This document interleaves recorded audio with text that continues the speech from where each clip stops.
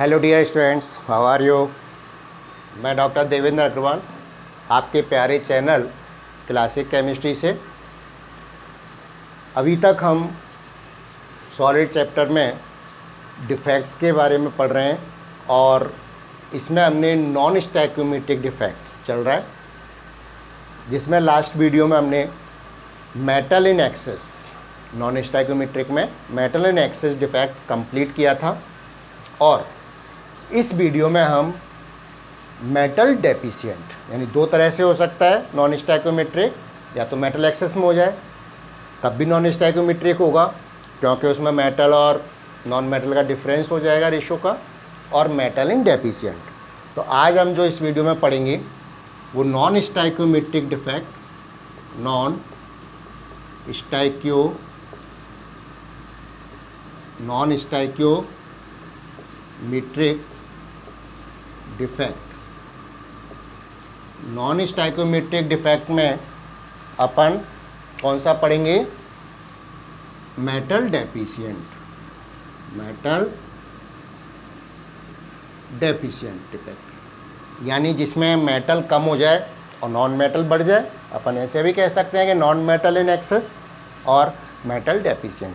अपन क्या है कि एक उसमें लैंग्वेज में चलेंगे तो अपने को आसानी रहेगी, यानी मेटल एक्सेस और मेटल डेफिशिएंट।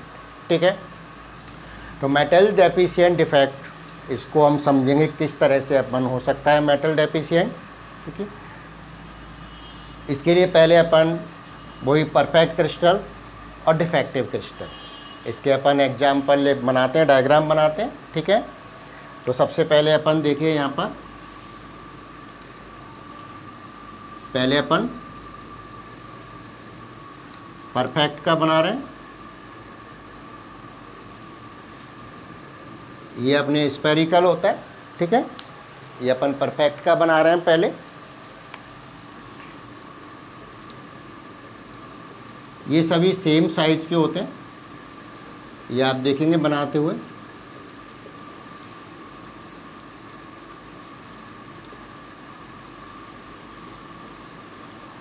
ठीक है, यहाँ पर हम कोई भी एग्जाम्पल ले सकते हैं ट्रांजिशन मेटल का। मैं यहाँ पर वेरिएबल ऑक्सीडेशन नंबर, या जिनकी वैलेंसी चेंज हो सकती है, वो अपन लेंगे यहाँ पर। ठीक है, मैं यहाँ पर आपको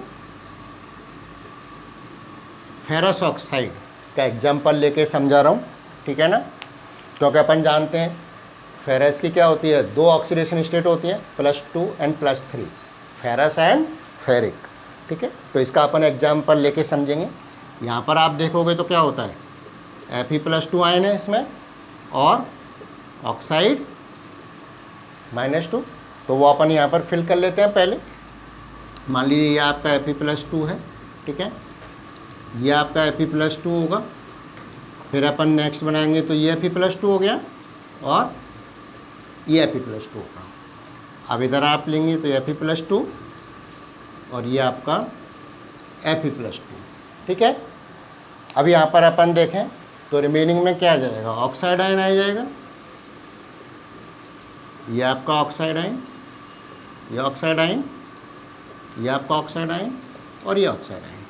ठीक है, ये अपना क्या है, परफेक्ट क्रिस्टल, परफेक्ट क्रिस्टल। ठीक है, अब मान लीजिए अपन इसका डिफेक्टिव क्रिस्टल बनाते हैं तो क्या चेंज होगा, फिर हम उसको लिखेंगे। ये मान लीजिए डिफेक्टिव क्रिस्टल में बना रहा हूँ इसका।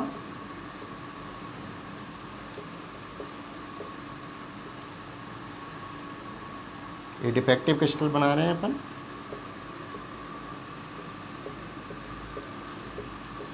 इसी तरह से अपने को बनाना है जैसे वो बनाए।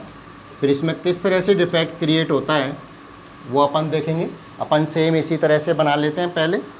ठीक है, फिर मैं डिफेक्ट बताऊंगा किस तरह से आपको होता है इसमें। Fe+2, Fe+2, ये आपका Fe+2, इधर आपके आ गया Fe+2, नेक्स्ट ये आपका Fe+2 और ये आपका Fe+2, यानी आएगा ये सही है, इधर ही आएगा। ठीक है, बाकी का अपन ऑक्साइड आयन कर देंगे, O-2, O-2, ये आपका O-2, ये O-2 हो गया, ये O-2 हो गया और ये ठीक है। अब देखिए इसमें मेटल डेफिशिएंट यानी मेटल की कमी हो जाएगी। वो कैसे होती है, मान लीजिए डिफेक्ट्स की वजह से, हीटिंग की वजह से कोई एक आपका Fe+2 आयन ये स्पेस छोड़ देता है, अपनी पोजीशन को छोड़ के बाहर निकल जाता है, ठीक है ना। लेकिन एक ये निकला तो मेटल तो कम हो गया, मेटल कम हुआ, लेकिन क्रिस्टल क्या होना चाहिए, इलेक्ट्रिकल न्यूट्रल होना चाहिए, इलेक्ट्रिकली न्यूट्रल होना चाहिए। तो क्या होगा हमारा, कोई भी इसको 2 को अपने को बैलेंस करना है प्लस को, तो कोई भी 2 फेरस आयन है वो किस में चेंज हो जाएंगे, फेरिक आयन में चेंज हो जाएंगे। मान लीजिए हमारा ये आयन है, ठीक है, तो ये क्या चेंज हो जाएगा, Fe+2 की जगह क्या हो गया, Fe+3 हो गया। और मान लीजिए अपन ले लें जैसे ये क्या हो गया, Fe+3 हो गया। यानी हमने यहाँ पर इन दो आइंस को, मैं ये स्क्वायर में लिख रहा हूँ, चार्ज बैलेंस करने के लिए फेरस टू फेरिक में चेंज हो गया। तो इससे क्या हुआ, मेटल तो कम हो गया आपका, लेकिन चार्ज क्या हुआ, बैलेंस हो गया, चार्ज क्या हुआ, बैलेंस हो गया। तो हम इसको लिखना चाहें तो किस तरह से लिखेंगे, पहली चीज़ तो क्या है कि ये जो डिफेक्ट है ये ट्रांजिशन मेटल्स के द्वारा ही अपन होता है, या उनमें ही एक्सप्लेन कर सकते हैं कि this defect shown by the transition metals because they show the variable oxidation number, क्योंकि इनका वेरिएबल ऑक्सीडेशन नंबर होता है, कई होते हैं, जैसे कॉपर है, कॉपर में क्या होता है, क्यूप्रस एंड क्यूप्रिक होता है, ठीक है। तो वो भी मैं यहाँ पर एग्जाम्पल में बताऊँगा अभी आपको। तो फर्स्ट अपन क्या लिखेंगे कि इसमें आपके क्या हो रहा है, पहले तो हम वो पॉइंट लिख देते हैं कि metal ion leave their position in the crystal lattice, okay, and charge is balanced by the increase of the oxidation number of other metal ion. तो अपन ये लिखते हैं, क्लियर। चलिए तो क्या लिखेंगे, first point, in this defect metal ion leave their position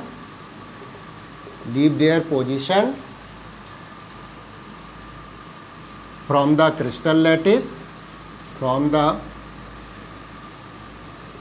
crystal lattice and comes outside the crystal, यानी उससे बाहर निकल जाता है, comes outside the crystal, crystal के क्या आ जाता है, बाहर आ जाता है, ठीक है, समझ में आ गया।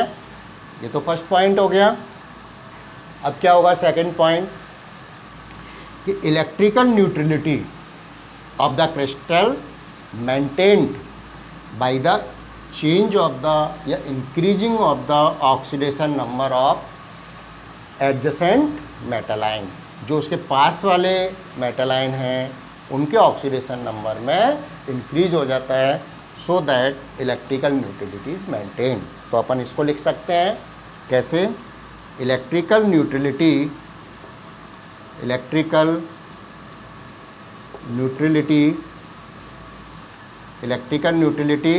of crystal lattice is maintained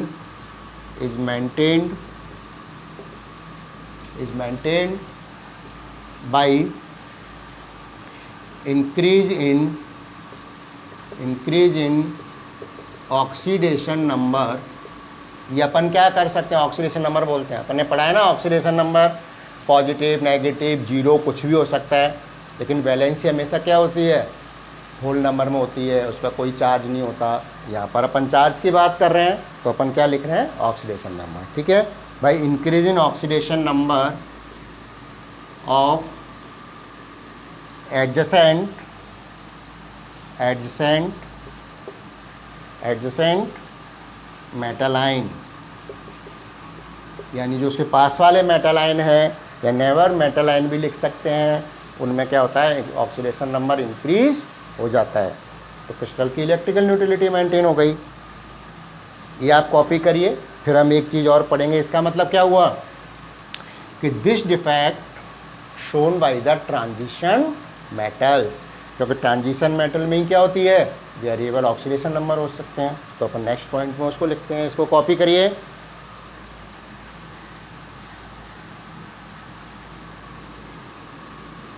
तो अपन क्या लिखेंगे, this defect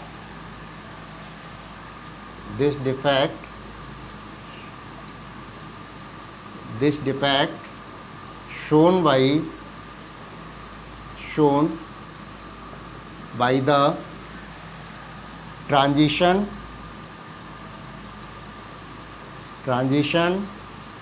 elements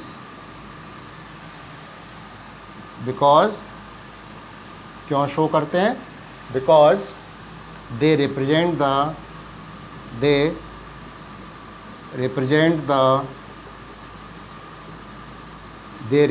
the variable oxidation number.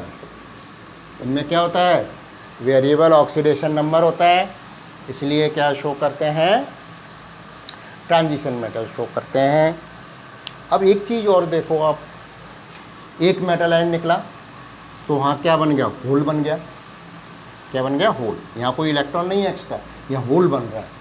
तो एक तो इनमें क्या होगा, जो कंडक्टेंस होगी, अब जैसे कोई और निकलेगा, ये मान लो यहाँ आ गया आयन, तो यहाँ होल बन गया, या अपना ये यहाँ आ गया, कोई भी इधर आ गया तो वहाँ होल बन जाएगा। तो इस तरह जो इलेक्ट्रिकल कंडक्टेंस है यहाँ पर, वो किसके थ्रू हो रही है, होल्स के थ्रू हो रही है। और जहाँ पर इलेक्ट्रिकल कंडक्टेंस होल्स के थ्रू होती है, वो क्या कहलाते हैं, आपके पी टाइप सेमीकंडक्टर कहलाते हैं। तो वो अपन नेक्स्ट पॉइंट में लिख लेते हैं। इसको आप कॉपी कर लीजिए। और एक चीज़ देखिए आपने, मैंने पहले भी आपको बताया था कि इसमें जो आयरन ऑक्साइड है, ये रेशो में इस तरह से नहीं होता। यानी इसमें कुछ आयन क्या आ गए, Fe+3 आयन आ गए, किसकी जगह, Fe+2 के आयन। तो इसका रेशो चेंज हो जाता है। जनरली मैंने आपको बताया था कि जो फेरस ऑक्साइड है, किस में पाया जाता है, 0.95 तो आयरन हो गया और ये 1 हो गया। इसका मतलब क्या है कि फेरस आयन का रेशो क्या हो रहा है, कम हो रहा है। इसीलिए ये क्या है, जो डिफेक्टेड, ये क्या हो गया, डिफेक्टेड आयरन ऑक्साइड का जो फॉर्मूला है वो आपके 0.95 होता है। तो ये इसलिए होता है नॉन स्टैइकोमेट्रिक मेटल डेफिशिएंट डिफेक्ट के कारण, जिसमें आपके ऑक्सीडेशन नंबर चेंज हो रहा है, इंक्रीज इन ऑक्सीडेशन। कई बार ये क्वेश्चन भी आता है 1 मार्क्स में कि भाई ये क्यों होता है, तो अपन ये बता सकते हैं। और वैसे मैंने आपको इसकी रेंज बताई थी, आपको ध्यान होगा, पहले Fe 0.93 से लेके 0.95 और ऑक्सीजन, ठीक है ना। तो ये डिफेक्ट होता है। एक एग्जाम्पल और अपन देखेंगे। चलो पहले अपन इसका वो लिख लेते हैं, कंडक्टेंस वाला, फिर एक एग्जाम्पल और बता दूंगा मैं आपको इसमें। चलिए, अपन कंडक्टेंस की बात कर रहे थे। तो in this defect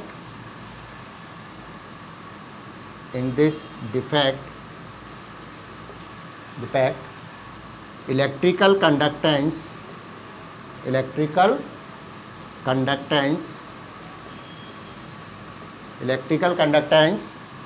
takes place due to movement of holes के मूवमेंट के द्वारा होता है। हैंस these solids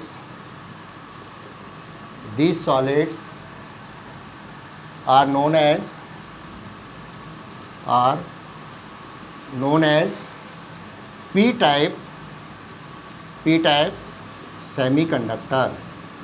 इनको हम क्या कहते हैं, p-type सेमीकंडक्टर बोलते हैं, ठीक है। तो ये तो बेटा इसके बारे में पॉइंट हुए। अब मैं एक एग्जाम्पल की और बात कर रहा था ना आपको, वो अपन देख लेते हैं। यहाँ पर एक एग्जाम्पल और मैं आपको बात कर रहा था, जैसे अपन मान लीजिए क्यूप्रस ऑक्साइड देखें, अगर हम यहाँ पर क्यूप्रस ऑक्साइड, इसका नाम क्या है, क्यूप्रस ऑक्साइड, ठीक है, और इसका रेशो क्या है 2:1, ठीक है। अब आप देखें क्यूप्रस ऑक्साइड में कॉपर की वैलेंसी कितनी है, क्यूप्रस है +1 है, ठीक है, और क्यूप्रिक में कितनी होती है +2, यानी ये तो आपके क्या हो गया क्यूप्रस और ये हो गया क्यूप्रिक, क्लियर। अब मान लीजिए वही मैंने आपको बताया कि अगर इसमें आपके डिफेक्ट है तो क्या होगा, कुछ क्यूप्रस आयन तो निकल देंगे, अपनी जगह छोड़ देंगे, और कुछ आपके जो होंगे पास वाले किस में चेंज हो जाएंगे, क्यूप्रिक में चेंज हो जाएंगे। तो इसलिए आपका जो ये रेशो है क्यूप्रस ऑक्साइड में, तो ये क्या होगा, थोड़ा सा लेस होगा, 2:1 से लेस होता है। तो ratio of copper and oxygen in defected crystal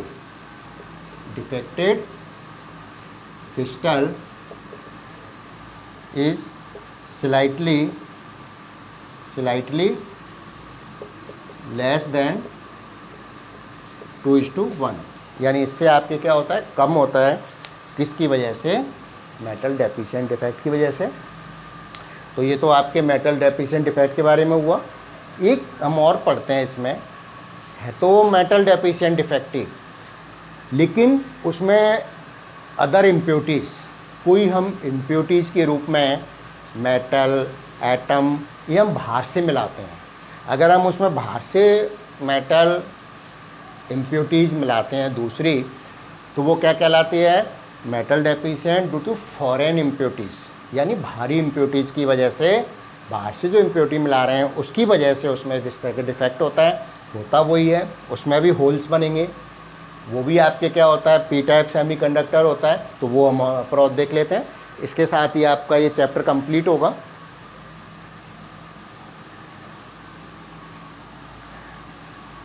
तो यहाँ पर अपन पढ़ते हैं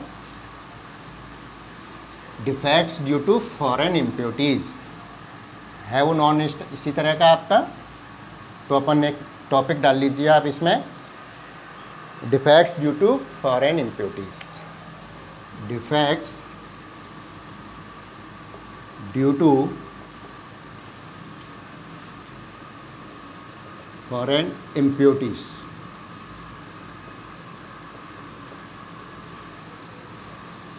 यानी इसमें कोई भी आप substance, metal, atom as a impurity इसमें ऐड करते हैं तो आपका ये डिफेक्ट होता है, ठीक है ना। तो फर्स्ट पॉइंट तो अपन यही लिख देते हैं इसमें, defect in crystal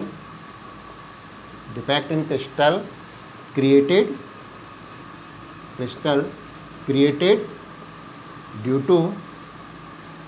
to addition of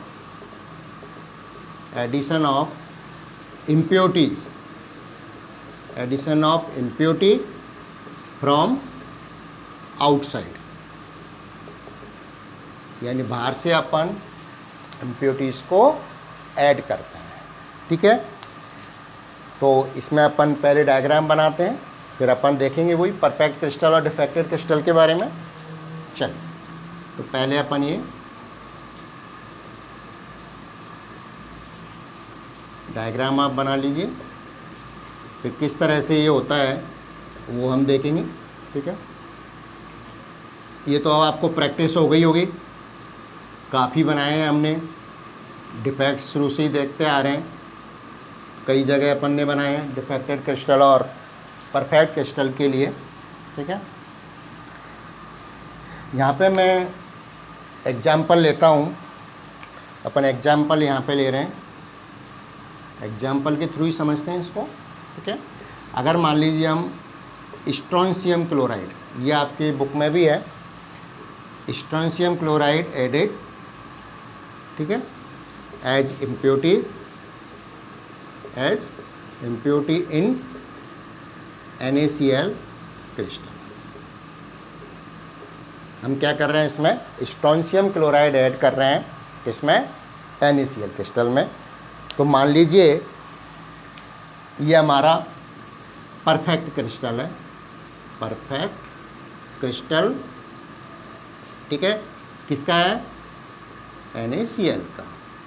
clear. तो यहाँ पर अपन देखते हैं किस तरह से अपन जैसे उसमें अरेंज किया था पहले, वही अरेंजमेंट करते हैं। मान लीजिए हमारा सोडियम प्लस, ये सोडियम प्लस, ठीक है। अब हमारा दूसरे में क्या आएगा, यहाँ पर आएगा और ये यहाँ आएगा। इधर आप देखेंगे तो इधर आ गया ये, और ये यहाँ, ठीक है। बाकी के अपन क्या करेंगे, क्लोराइड आयन लगा देंगे। तो ये आपका क्लोराइड आयन, ये क्लोराइड आयन हो गया, एक आपके इधर आएगा, एक इधर आएगा। अपन ऑल्टरनेट लगाते हैं ना, एक इधर आ गया आपके और एक ये आ गया। क्लियर। ये तो आपके क्या हो गया, परफेक्ट क्रिस्टल। अब मान लीजिए अपन इसका डिफेक्टेड क्रिस्टल बनाते हैं, वो मैं इधर बना रहा हूँ, ठीक है। इधर बना देता हूँ या यहाँ पर भी बना सकता हूँ। चलिए इधर बना लीजिए आप।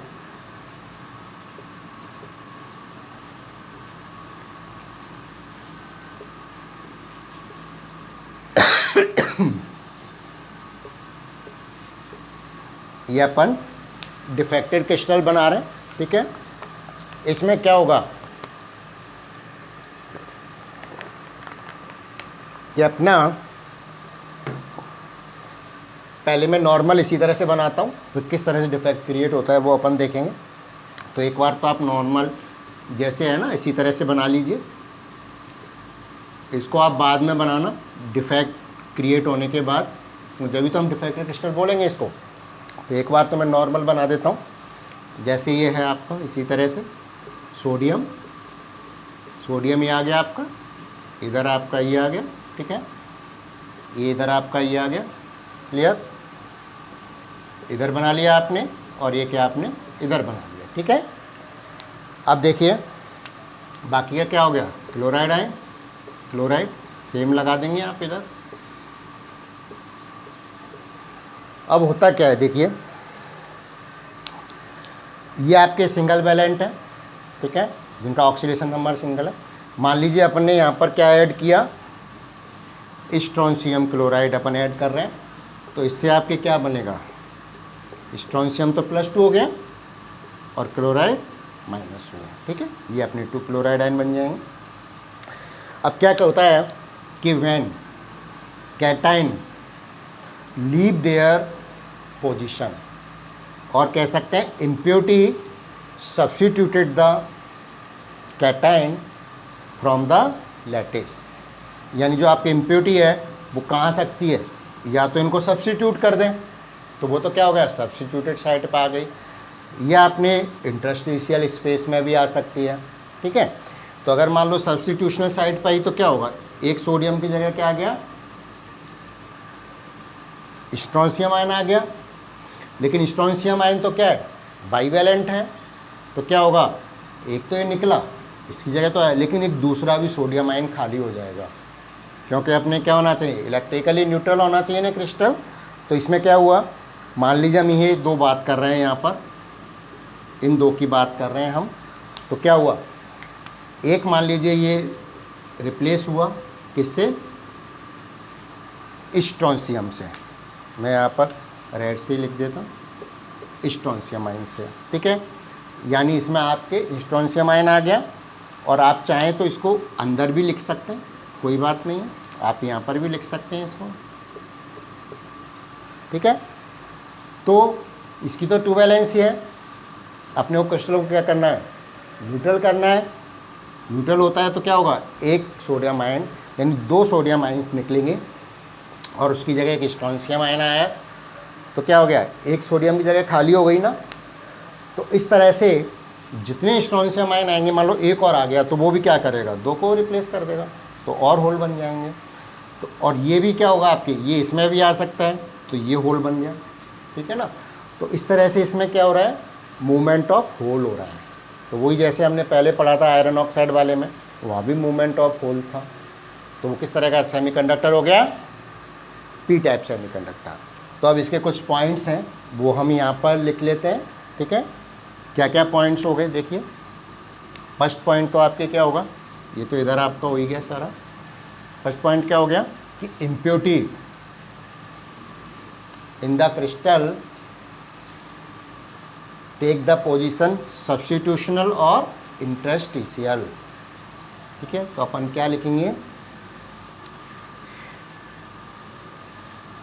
Impurity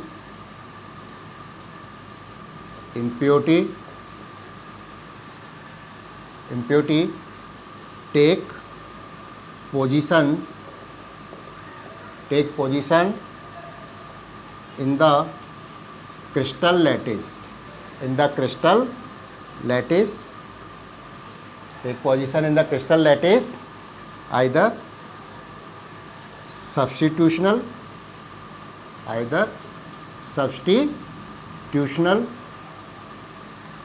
or interstitial।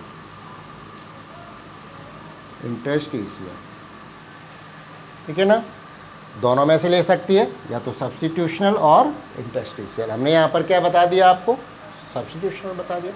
अगर यहाँ पे आएगी तब भी आपके क्या होंगे, दो आपके आइंस निकलेंगे, सोडियम आइंस, तो दो जगह होल हो जाएंगे। ठीक है ना, तो जो मूवमेंट है वो किसके द्वारा होगा, होल्स के द्वारा ही होगा। क्लियर, तो ये चीज़ मेन है आपकी इसमें कि जो इम्प्योरिटीज है वो इसमें पोजीशन ले लेती है और उसकी जगह क्या बन जाते हैं, होल बन जाते हैं। क्लियर। दूसरा पॉइंट इसमें क्या लिखेंगे कि electrical conductance takes place due to movement of hole. क्या लिखेंगे, electrical conductance takes place due to movement of holes. ठीक है, due to holes. So these solids are known as p-type semiconductor। ठीक है, ये क्या कहलाएंगे, पी टाइप सेमीकंडक्टर कहलाएंगे, क्योंकि किसके द्वारा हो रहा है यहाँ पर आपके, due to movement of holes के द्वारा आपके क्या हो रहा है, इलेक्ट्रिकल कंडक्टेंस हो रही है। ये आपके एग्जाम्पल, एक एग्जाम्पल और भी आपके बुक में दे रखा है। अगर हम यहाँ पर आपके क्या लेते हैं, एडिशन ऑफ, दूसरा अगर एग्जाम्पल लें तो क्या है, addition of cadmium chloride in silver chloride. Actually जो यहाँ पर अपन ले रहे हैं ना, ये कैटायन ले रहे हैं, दूसरा कोशिश ये होती है कि उसका जो साइज है कैटायन का, जो इम्प्योरिटी ऐड कर रहे हैं ना अपन, तो वास्तव में जो क्रिस्टल है उसके कैटायन के साइज़ के लगभग क्या हो, इक्वल हो, तभी तो आपकी सब्स्टिट्यूशनल पोजीशन ले पाएगा, है ना। छोटा होगा तब भी ले लेगा, लेकिन उससे बड़ा हुआ तो वो नहीं ले पाएगा। इंटरस्टिशियल स्पेस भी अपना क्या होता है, स्मॉल ही होता है। ठीक है ना, तो अपनी क्या रहेगी, कोशिश ये होती है कि जो इम्प्योरिटी ऐड कर रहे हैं अपन, उसके कैटायन का साइज और जो ऑलरेडी क्रिस्टल है उसके कैटायन का साइज क्या हो, अप्रॉक्सीमेटली सेम होना चाहिए। ठीक है, तो दूसरा एग्जाम्पल अपन ये भी ले सकते हैं कि सिल्वर क्लोराइड क्रिस्टल में अपन क्या कैडमियम क्लोराइड ऐड करें। तो इस तरह से आपका ये डिफेक्ट्स वाला जो टॉपिक था वो कंप्लीट होता है, और इसके साथ ही चैप्टर भी आपका कंप्लीट होता है। आप सिलेबस देख लीजिए और इसको आप रिवाइज करिए। यहाँ तक कोई भी आपको दिक्कत हो, कोई भी प्रॉब्लम हो क्वेश्चंस में, तो वो आप फॉरवर्ड कर दीजिए चैनल पर, I will solve the problem, और मैं सॉल्व करके उसको अपलोड कर दूँगा। ठीक है, thank you very much. Next video से हम सेकंड चैप्टर स्टार्ट करेंगे, सॉल्यूशन। Okay, thank you.